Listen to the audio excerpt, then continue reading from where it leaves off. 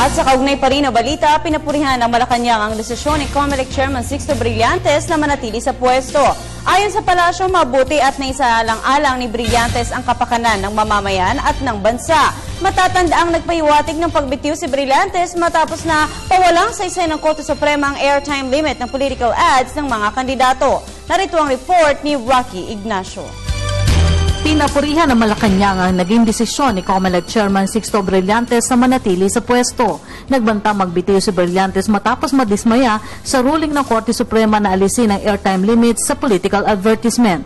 We certainly commend Chairman Brillantes in putting the interests ahead and ensuring that he will oversee the elections this 2013.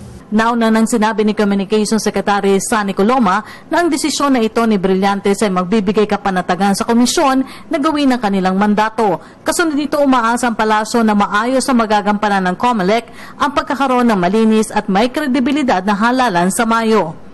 We expect COMELEC to conduct a free, honest, credible elections this 2013, and that is a mandate given to them, and we trust that they will be able to do that. Sagot na rin ito ng palasyo sa report na pagtiwalag umano ng Lipa Diocese sa Parish Pastoral Council for Responsible Voting o PPCRV dahil sa umano'y kawalan ng tiwala sa pagiging independent nito bilang election watchdog. Kabilang na dito ang pagtalakay sana sa concerns ng nalalapit na halalan, partikular na ang umano'y depektibong PCOS machines. We would not wish to make any comment into that split within PPCRV. However, we do expect the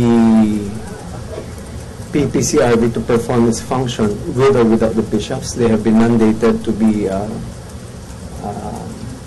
to look for, to monitor the elections, and so we expect them to perform their duties. Para sa Telebisyon ng Bayan, Rocky Ignacio.